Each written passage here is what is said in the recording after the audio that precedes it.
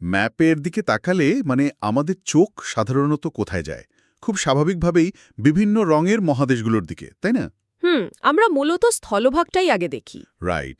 এই ধরুন সবুজ বনভূমি বা বাদামি পাহাড় অথবা হলুদ মরুভূমির দিকে।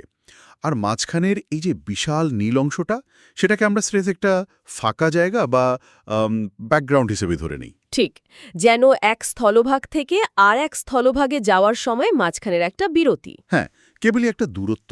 কিন্তু আমাদের আজকের এই গভীর আলোচনার জন্য টেবিলে থাকা গবেষণা প্রবন্ধ, সামুদ্রিক ভূতত্ত্ববিদদের নোট আর ঐতিহাসিক জার্নালের এই বিশাল স্তূপটা ঘেটে সত্যি বলতে আমার দৃষ্টিভঙ্গি পুরোপুরি পাল্টে গেছে। পাল্টে যাওয়ার মতোই ব্যাপার আসলে।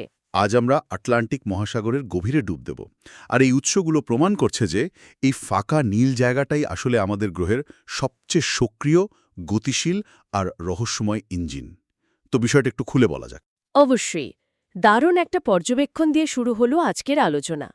আমরা পৃথিবীকে মাটি বা স্থলভাগ কেন্দ্রিক হিসেবে কল্পনা করতে অভ্যস্ত হলেও এই গবেষণাগুলো আটলান্টিককে কেবল একটি সাধারণ বিশাল জলাশয় হিসেবে দেখায় না, হুম।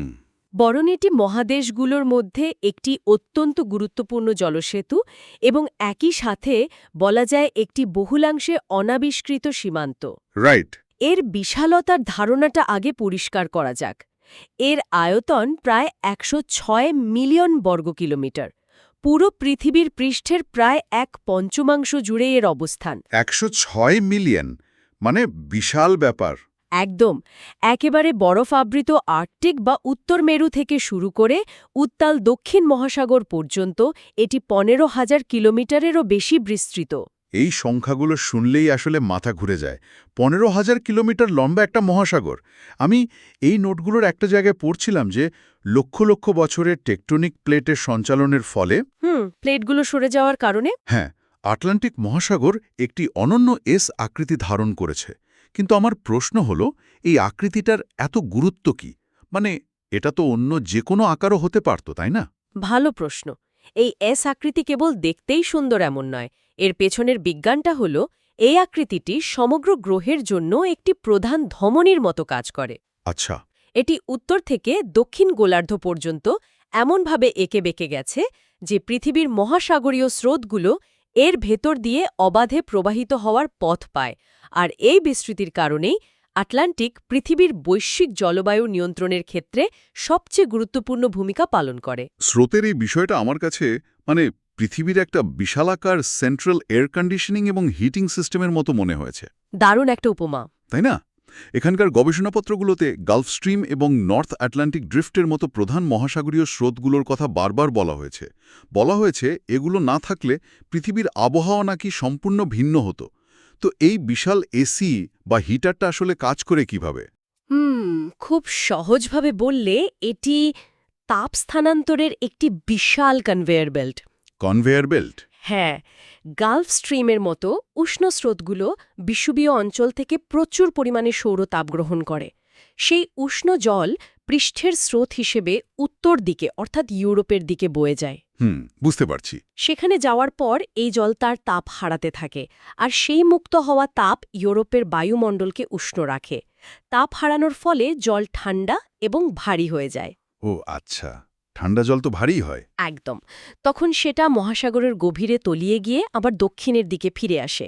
এই চক্রাকার স্রোত বিশ্বজুড়ে তাপ ও আর্দ্রতা এমনভাবে বিতরণ করে যা ইউরোপের মতো অঞ্চলগুলোকে বাসযোগ্য রাখে। অবিশ্বাস্য। এই ব্যবস্থাটি না থাকলে ইউরোপের অনেক দেশ আজ সাইবেরিয়ার মতো বরফে ঢাকা থাকত। আমাদের মাথার উপরের আবহাওয়া কেমন হবে তা আক্ষরিক অর্থেই নির্ভর করছে এই মহাসাগরের জলের এই অবিরাম বয়ে চলার উপর। ঠিক তাই। কিন্তু পৃষ্ঠের এই স্রোতের আলোচনা থেকে এবার সোজা মহাসাগরের তলদেশে যাওয়া যাক। কারণ এই ভূতাত্ত্বিক রিপোর্টগুলো বলছে আসল চমকটা নাকি লুকিয়ে আছে জলের ঠিক নিচে। হ্যাঁ, তলদেশের পৃথিবীটা একেবারেই অন্যরকম। আমরা তো স্থলভাগের হিমালয় বা আন্দিস পর্বতমালার কথা জানি, কিন্তু আটলান্টিকের তলদেশে নাকি রয়েছে মিড আটলান্টিক রিচ, এবং এটি ১৬,০০০ কিলোমিটারেরও বেশি বিস্তৃত, পৃথিবীর দীর্ঘতম অবিচ্ছিন্ন পর্বতমালা।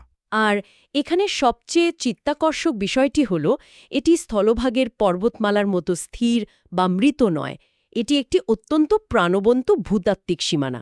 প্রাণবন্ত বলতে? পৃথিবীর টেকটনিক প্লেট, বিশেষ করে ধরুন উত্তর আমেরিকান ও ইউরেশিয়ান প্লেট এবং দক্ষিণ আমেরিকান ও আফ্রিকান প্লেট, এই শৈলশিরা বরাবর একে অপরের থেকে ক্রমাগত দূরে সরে যাচ্ছে।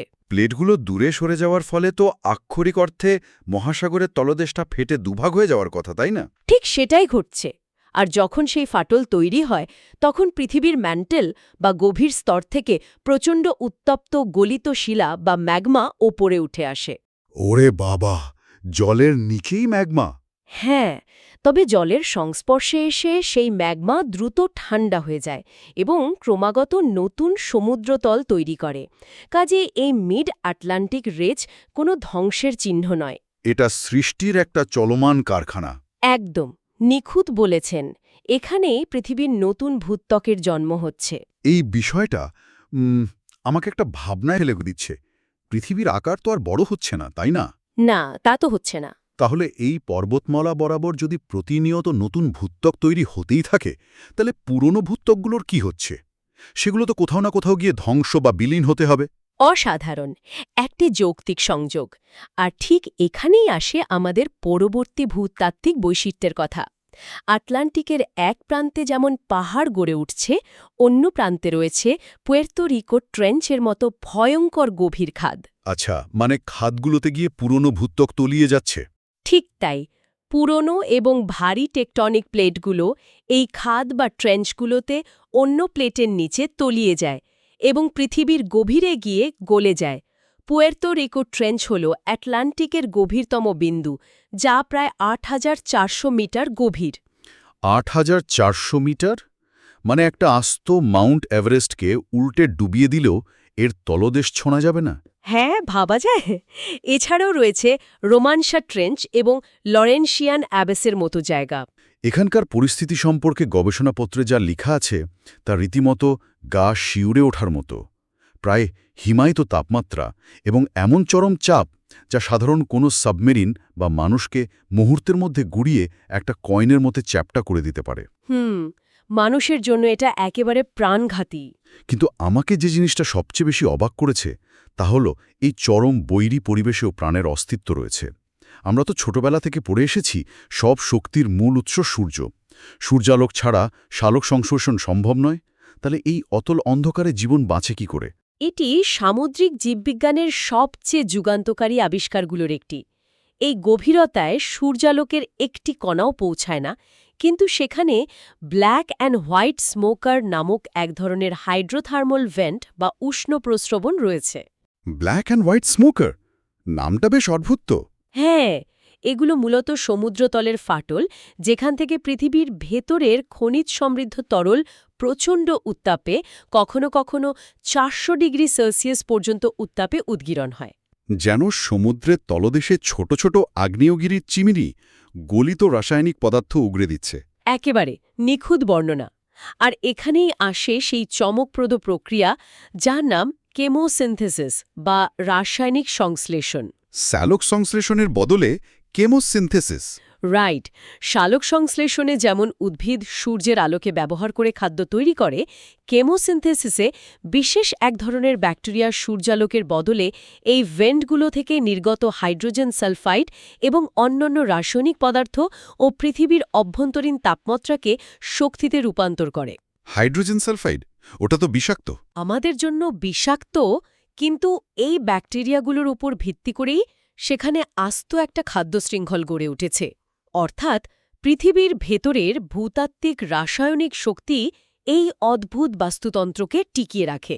মানে সূর্যালোকের বদলে হাইড্রোজেন সালফাইডের মতো বিষাক্ত গ্যাস খেয়ে বেঁচে থাকা? সুবিশাল অতল সমভূমি এবং অনাবিষ্কৃত সমুদ্রশৈলে থাকা এই প্রজাতিগুলো পৃথিবীর অন্য কোথাও পাওয়া যায় না। একদমই না।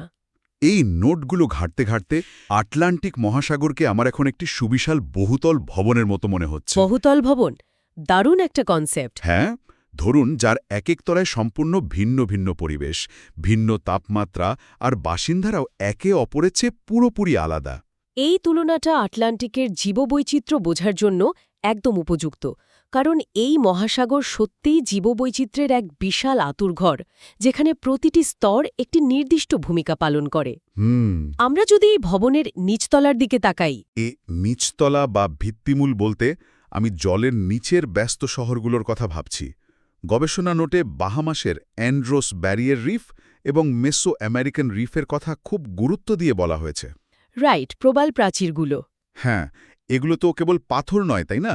এগুলো ক্ষুদ্র প্রবাল পলিপ নামক ছোট ছোট প্রাণীর কঙ্কাল জমে তৈরি হওয়া আস্ত একটা জীবন্ত শহর। একদম ঠিক। এই ব্যস্ত শহরগুলোতে প্যারেটফিশ, সামুদ্রিক কচ্ছপ ও ম্যানাটির মতো প্রাণীদের এক প্রাণবন্ত সম্প্রদায় বাস করে। আর ঠিক এই কোলাহলপূর্ণ শহরগুলোর ওপরের তলায়, মানে উন্মুক্ত মহাসাগর বা পেলাজিক জোনে, দৃশ্যপট তো একেবারেই আলাদা। হ্যাঁ, এটি হলো ওই বহুতল ভবনের সুবিশাল করিডোর বা মহাসড়কের মতো। এই অঞ্চলে টুনা ও ম্যাকেরেলের বিশাল ঝাঁক ঘুরে বেড়ায়। একটা হাইওয়ে বলা যায়। ঠিক, আর সবচেয়ে বড় কথা হলো এটি পরিযায়ী প্রাণীদের জন্য একটি গ্লোবাল হাইওয়ে। হাম্পব্যাক ও নীল তিমির মতো বিশাল প্রাণীরা হাজার হাজার কিলোমিটার পথ পাড়ি দেওয়ার সময় এই উন্মুক্ত জলরাশিকেই তাদের নিরাপদ রুট হিসেবে ব্যবহার করে। দারুণ! এই ভবনের আরেকটি বিশেষ তলার কথা আমি নোটে দাগিয়ে রেখেছি, নাতিশীতোষ্ণ ও মেরু অঞ্চলের জল, বিশেষ করে নিউ ফাউন্ডল্যান্ডের কাছের গ্র্যান্ড ব্যাংকস অঞ্চল। হ্যাঁ, গ্র্যান্ড ব্যাংকস। এই জায়গাটাকে মাছ ধরার জন্য কিংবদন্তি তুল্য বলা হয়েছে। কিন্তু কেবল অগভীর জল হলেই তো আর এত মাছ আসবে না। এর পেছনের মূল মেকানিজমটা কি? এর পেছনে জাদুটি হল আপওয়েলিং বা ঊর্ধ্বমুখী স্রোত। আপওয়েলিং, সেটা আবার কি? গ্র্যান্ড ব্যাংকস অঞ্চলে উত্তরের অত্যন্ত ঠান্ডা ল্যাব্রাডর কারেন্ট এসে ধাক্কা খায় দক্ষিণের উষ্ণ গালফ স্ট্রিমের সাথে। এই দুই ভিন্ন তাপমাত্রার স্রোতের সংঘর্ষে সমুদ্রের তলদেশ থেকে পুষ্টি উপাদান ও মৃত জৈব পদার্থগুলো প্রবল বেগে ওপরের দিকে উঠে আসে। ও, মানে নিচ থেকে খাবার একেবারে উপরে চলে আসছে। একদম। এই পুষ্টির আধিক্যের কারণে সেখানে প্রচুর পরিমাণে ফাইটোপ্ল্যাঙ্কটন জন্মায়, যা ছোট মাছের প্রধান খাদ্য। আর ছোট মাছ মানেই সেখানে কড ও স্কুইডের মতো বড় মাছের মেলা বসবে। যেখানে এত মাছ, সেখানে বড় শিকারীরা তো আসবেই। বোঝা যাচ্ছে এই ঊর্ধ্বমুখী পুষ্টির কারণেই অঞ্চলটি অর্কা ও সিলের বিশাল জনসংখ্যাকে টিকিয়ে রাখতে পারে। হ্যাঁ, প্রকৃতির কি নিখুঁত একটা ব্যালেন্স, তাই না? একেবারে। আর সবশেষে যদি আমরা এই ভবনের একেবারে অন্ধকার বেসমেন্ট বা অতল গভীরতায় নেমে যাই, সেখানে পাব দৈত্যাকার টিউবওয়ার্ম, চোখহীন চিংড়ি এবং বায়োলুমিনিসেন্ট বা আলো বিচ্ছুরণকারী মাছের মতো অদ্ভুত সব প্রজাতি, যারা সেই চরম চাপের মধ্যে দিব্যি বেড়ে উঠছে। হ্যাঁ, এই প্রতিটি তলার জীববৈচিত্র্য একে অপরের সাথে কি চমৎকার শৃঙ্খলে যুক্ত। তবে আটলান্টিক তো কেবল প্রাকৃতিক প্রাণেরই আবাস নয়, এর আরেকটি রোমাঞ্চকর দিক রয়েছে। আপনি নিশ্চয়ই নিমজ্জিত ইতিহাসের কথা বলছেন। হ্যাঁ, ঐতিহাসিক জার্নালগুলো প্রমাণ করে যে এটি মানব সভ্যতার ধ্বংসাবশেষেরও এক বিশাল জাদুঘর। সমুদ্র মানব রহস্যের এক নিষ্ঠ রক্ষক হিসেবে কাজ করে। রাইট, অতীতের সভ্যতার অনেক অমূল্য স্মৃতি এখানে জমা হয়ে আছে। আমার সামনের এই প্রত্নতাত্ত্বিক রিপোর্টগুলো পড়লে আক্ষরিক অর্থে গায়ে কাঁটা দেয়। আমরা মহাকাশ নিয়ে এত গবেষণা করি, অথচ আমাদের ঠিক পায়ের নিচেই মহাসাগরের অতলে আস্ত সব শহর আর হারিয়ে যাওয়ার সভ্যতা লুকিয়ে আছে। এগুলোকে বলা যায় অতীতের সভ্যতার ভুতুরে টাইম ক্যাপসুল। ভুতুরে টাইম ক্যাপসুল, খুব সুন্দর বলেছেন। একবার দৃশ্যপটটা কল্পনা করার চেষ্টা করুন তো। সমুদ্রের নিকষ কালো অন্ধকার, সেখানে জমে আছে শ্যাওলা আর প্রবাল, আর তার মাঝখান দিয়ে উকি দিচ্ছে হাজার বছর আগের মানুষের তৈরি বিশাল মূর্তি আর মন্দিরের চূড়া। এই দৃশ্যপটটি যেমন রোমাঞ্চকর, তেমনি কিন্তু বিষণ্ণ। এর একটি অন্যতম উদাহরণ হল সেই প্রাচীন মিশরীয় বন্দর, যার কথা ঐতিহাসিক নোটে বলা হয়েছে। হ্যাঁ, থোনিস হেরাক্লিয়ন বন্দরটার কথা বলছেন তো? একদম ঠিক। এই সমৃদ্ধ বন্দরটি হাজার বছরেরও বেশি সময় আগে কোনো এক প্রাকৃতিক বিপর্যয়ে সমুদ্রের নিচে অদৃশ্য হয়ে যায়। ভাবা যায় 2000 সালের দিকের শুরুতে বিজ্ঞানীরা যখন এটি পুনরায় আবিষ্কার করলেন, তখন দেখা গেল এর বিশাল মূর্তি, গয়না এবং মন্দিরগুলো শতাব্দীর পর শতাব্দী ধরে সমুদ্রতলে প্রায় অবিকৃত অবস্থায় পড়ে আছে। অবিশ্বাস্য। শুধু প্রাচীনকালের ইতিহাসই নয়, এই টাইম ক্যাপসুলগুলো অপেক্ষাকৃত আধুনিক কালের ঘটনাও ধরে রেখেছে। যেমন সপ্তদশ শতকের ক্যারিবিয়ান সাগরের বিখ্যাত পোর্ট রয়্যাল শহরের কথা বলা যায়। ও হ্যাঁ, জলদস্যুদের সেই বিখ্যাত শহর। রাইট। একসময় জলদস্যুদের এই প্রধান আশ্রয়স্থলটিকে পৃথিবীর সবচেয়ে দুষ্টু শহর বলা হতো, কিন্তু ১৬৯২ সালের এক ভয়াবহ ভূমিকম্পে এটি চিরতলে তলিয়ে যায়। প্রকৃতি এক মুহূর্তে সব শেষ করে দিয়েছিল। আমি পড়ছিলাম যে ভূমিকম্পের সময় সেখানকার বালি আর জলের মিশ্রণ এমন রূপ নিয়েছিল যাকে সয়েল লিকুইফ্যাকশন বা মাটির তরলীকরণ বলা হয়। মাটি আক্ষরিক অর্থেই তরল কাদার মতো হয়ে আস্ত শহরটাকে গিলে খেয়েছিল। প্রকৃতির শক্তির কাছে মানুষের অসহায়ত্বের এটি একটি বড় প্রমাণ। আবার টগারল্যান্ডের মতো প্রাগৈতিহাসিক বসতির কথাও আমাদের বিবেচনা করতে হবে। টগারল্যান্ড। হ্যাঁ, একসময় এই বিস্তীর্ণ ভূখণ্ডটি ব্রিটেনকে ইউরোপের মূল ভূখণ্ডের সাথে যুক্ত করেছিল। মানুষ সেখানে হেঁটে যাতায়াত করত, শিকার করত। কিন্তু একটা আস্ত মহাদেশীয় সংযোগকারী ভূখণ্ড কিভাবে গায়েব হয়ে গেল? এর কারণ হল বরফ যুগের সমাপ্তি। শেষ বরফ যুগের পর যখন পৃথিবীর বিশাল হিমবাহগুলো গলতে শুরু করে, তখন সেই গলে যাওয়া বিপুল পরিমাণ জল সমুদ্রে এসে পড়ে। ও, বুঝতে পেরেছি। সমুদ্রপৃষ্ঠের উচ্চতা বেড়ে গিয়েছিল। একদম তাই। এর ফলে সমুদ্রপৃষ্ঠের উচ্চতা নাটকীয়ভাবে বৃদ্ধি পায় এবং ধীরে ধীরে পুরো ডগাল্যান্ড অঞ্চলটি আটলান্টিকের নিচে ডুবে যায়। এই নিমজ্জিত ইতিহাসের আলোচনা আসলে একটা বিষয় খুব পরিষ্কারভাবে মনে করিয়ে দেয় যে পৃথিবীর মানচিত্র চিরস্থায়ী নয়। ঠিক বলেছেন। সমুদ্রপৃষ্ঠের পরিবর্তন কিভাবে মানব বসতিকে নতুন করে সাজাতে বাধ্য করে, ডগাল্যান্ড তার একটি নিখুঁত প্রমাণ। আর সম্ভবত এই পরিবর্তনশীলতা এবং হঠাৎ তলিয়ে যাওয়ার ধারণাই প্লেটোর বর্ণিত কিংবদন্তিতুল্য দ্বীপ সভ্যতা আটলান্টিস এর মতো মিথের জন্ম দিয়েছে। হ্যাঁ, আটলান্টিসের গল্পটা আজও মানুষকে টানে। এটি অ্যাজোর্স থেকে শুরু করে জিব্রাল্টার প্রণালী পর্যন্ত অবস্থিত ছিল বলে বিভিন্ন তত্ত্বে ধারণা করা হয়, যা আজও অভিযাত্রীদের প্রবলভাবে অনুপ্রাণিত করে চলেছে। তো এত সব রহস্য, জীববৈচিত্র্য আর ইতিহাসের গুপ্তধন থাকা সত্ত্বেও একটি বড় সত্য হল আটলান্টিক মহাসাগরের একটি বিশাল অংশ আজও আমাদের অজানা। বলা হয় চাঁদের পৃষ্ঠের চেয়ে মহাসাগরের তলদেশের মানচিত্র নাকি আমরা কম জানি। মানে এর চেয়ে অদ্ভুত আর কি হতে পারে? এর প্রধান কারণ নিশ্চয়ই প্রাকৃতিক বাধা। আটলান্টিক মহাসাগর অন্বেষণ করা তো একটা ভয়ানক চ্যালেঞ্জ।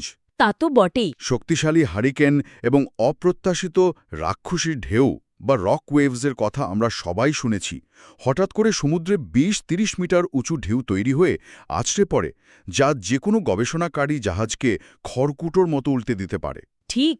আর জলের নিচের পরিবেশটাও বিজ্ঞানীদের জন্য চরম প্রতিকূল। হ্যাঁ, ওই অতল গভীরে কাজ করা তো সহজ কথা নয়। অন্ধকারে আবদ্ধ একটি ছোট্ট সাবমারিনে কাজ করতে হয়। এই শারীরিক ও মানসিক ধকল সহ্য করে দীর্ঘ সময় ধরে সমুদ্রের তলদেশে গবেষণা চালানো অত্যন্ত কঠিন এবং ব্যয়বহুল। এত বাধা থাকা সত্ত্বেও বিজ্ঞানীরা যা কিছু আবিষ্কার করেছেন তা সত্যি বিস্ময়কর। কিন্তু আমাদের সামনের এই রিপোর্টগুলোর শেষের দিককার পাতাগুলো বেশ হতাশাজনক। বর্তমান হুমকির দিকগুলো। হ্যাঁ, আমরা এখন এই মহাসাগরকে পুরোপুরি বুঝে ওঠার আগেই এটি ভয়াবহ হুমকির মুখে পড়েছে, এবং সেই হুমকিগুলোর জন্য দায়ী আসলে আমরা নিজেরাই। এটি একটি অত্যন্ত রূঢ় বাস্তবতা। অতিরিক্ত মাছ ধরা, প্লাস্টিক দূষণ এবং জলবায়ু পরিবর্তনের মতো মানবসৃষ্ট হুমকিগুলো আটলান্টিকের ভঙ্গুর বাস্তুতন্ত্রকে ধ্বংসের দ্বারপ্রান্তে নিয়ে যাচ্ছে। একটু আগে আমরা যে জীবন্ত জলের নিচের শহর বা প্রবাল প্রাচীরগুলোর কথা বলছিলাম, সেগুলো এখন অস্তিত্ব সংকটে। নোটে দেখলাম বৈশ্বিক উষ্ণায়নের কারণে সমুদ্রের জলের তাপমাত্রা বেড়ে যাওয়ায় প্রবাল প্রাচীরের রং ফ্যাকাশে বা ব্লিচিং হয়ে যাচ্ছে। এই ব্লিচিং আসলে কিভাবে ঘটে? ব্যাপারটা খুব দুঃখজনক। প্রবালের রঙের মূল কারণ হল তাদের কোষের ভেতরে থাকা এক ধরনের আণুবীক্ষণিক শৈবাল, যা তাদের খাদ্য যোগায়। আচ্ছা। কিন্তু জলের তাপমাত্রা সামান্য বাড়লেই প্রবালগুলো প্রচণ্ড চাপে পড়ে যায় এবং নিজেদের বেঁচে থাকার তাগিদে সেই উপকারী শৈবালগুলোকে শরীর থেকে বের করে দেয়। ওরা নিজেরাই নিজেদের খাবারের উৎসটাকে তাড়িয়ে দেয়। অনেকটা সেরকমই। এর ফলেই তারা সাদা বা ফ্যাকাশে হয়ে যায় এবং পুষ্টির অভাবে ধীরে ধীরে মারা যায়। শুধু প্রবাল নয়, মহাসাগরের জলের এই অস্বাভাবিক তাপমাত্রা পরিবর্তনের কারণে মাছের ঝাঁকের হাজার বছরের পুরনো পরিযায়ী গতিপথও বদলে যাচ্ছে। আর এর মানে হলো পুরো সামুদ্রিক খাদ্য শৃঙ্খল ভেঙে পড়ার উপক্রম হয়েছে। একদম তাই। অনেকেই হয়তো ভাবতে পারেন সমুদ্রের ভেতরের মাছ বা প্রবাল মারা গেলে আমাদের কি যায় আসে, কিন্তু এই গবেষণাগুলো খুব স্পষ্টভাবে সতর্ক করছে যে মহাসাগর হল এই গ্রহের প্রাথমিক জীবন সহায়ক ব্যবস্থা বা লাইফ সাপোর্ট সিস্টেম। সবচেয়ে গুরুত্বপূর্ণ পয়েন্ট এটা। এটি বায়ুমণ্ডলের বিপুল পরিমাণ কার্বন ডাই অক্সাইড শোষণ করে এবং আমরা যে অক্সিজেন গ্রহণ করি তার একটি বড় অংশ তৈরি করে ফাইটোপ্ল্যাঙ্কটন। তাই আটলান্টিক মহাসাগরকে রক্ষা করা কেবল কয়েকটি অদ্ভুত দর্শন প্রাণী বা কোরাল বাঁচানোর বিষয় নয়, এটি আমাদের নিজেদের বৈশ্বিক পরিবেশের স্থিতিশীলতা বজায় রাখার জন্যই অপরিহার্য। আমাদের নিজেদের অস্তিত্বের স্বার্থেই। মহাসাগর অসুস্থ হয়ে পড়লে পৃথিবীর আবহাওয়া চক্র, তাপমাত্রা এবং মানবজাতির অস্তিত্ব সরাসরি বিপর্যয়ের মুখে পড়বে। আজকের এই সেশনটি সত্যি চোখ খুলে দেওয়ার মতো ছিল। আমাদের টেবিলে থাকা এই গবেষণা আর নোটগুলো থেকে আজ আমরা জানলাম আটলান্টিক মহাসাগর কেবল একটি বিশাল জলরাশি নয়, এটি আমাদের বৈশ্বিক জলবায়ুর প্রধান নিয়ন্ত্রক। এর পেটে লুকিয়ে আছে এক সদা পরিবর্তনশীল পর্বতমালা ও অদ্ভুত প্রাণের এক বিশাল আতুরঘর, এবং একই সাথে এটি হারিয়ে যাওয়া মানব সভ্যতার এক নীরব সাক্ষী। এর প্রতিটি স্তর, সেই কেমোসিনথেসিস নির্ভর অন্ধকার অতল গহ্বর থেকে সূর্যালোকিত পৃষ্ঠের স্রোতমালা পর্যন্ত সবকিছুই একটি নিখুঁত শৃঙ্খলে বাঁধা। এটি কোনো ফাঁকা ক্যানভাস নয়, এটি পৃথিবীর হৃৎস্পন্দন। একদমই তাই, পৃথিবীর হৃৎস্পন্দন। তবে আজকের এই গভীর আলোচনা শেষে এই গবেষণাপত্রগুলোর দিকে তাকিয়ে একটা অন্যরকম চিন্তাও আমার মাথায় ঘুরপাক খাচ্ছে। কি চিন্তা? আমরা দেখলাম কিভাবে পোর্ট রয়্যাল বা প্রাচীন মিশরীয় শহরগুলো সমুদ্রের গহ্বরে হারিয়ে গিয়ে আজ ভূতুরে টাইম ক্যাপসুল হয়ে আছে। অন্যদিকে আমরা জলবায়ু পরিবর্তন এবং ক্রমবর্ধমান সমুদ্রপৃষ্ঠের উচ্চতা বৃদ্ধির কথাও জানলাম। যে কোনো মানুষের মনেই প্রশ্ন জাগতে পারে, প্রকৃতি যেভাবে বদলাচ্ছে তাতে আজ থেকে 1000 বছর পর ভবিষ্যতের কোনো সামুদ্রিক প্রত্নতাত্ত্বিক যখন নতুন সাবমেরিন নিয়ে আটলান্টিকের গভীরে নামবে, তখন কি তারা আমাদের এই বর্তমান কোনো আধুনিক উপকূলীয় শহরকে নতুন যুগের আটলান্টিস হিসাবে আবিষ্কার করবে? খুব গভীর একটা প্রশ্ন। এই বিশাল নীল গভীরতা অতীতের মতো আমাদের ভবিষ্যৎকেও নিজের বুকে লুকিয়ে ফেলার অপেক্ষায় নেই তো? আমাদের সবারই একটু ভেবে দেখা উচিত।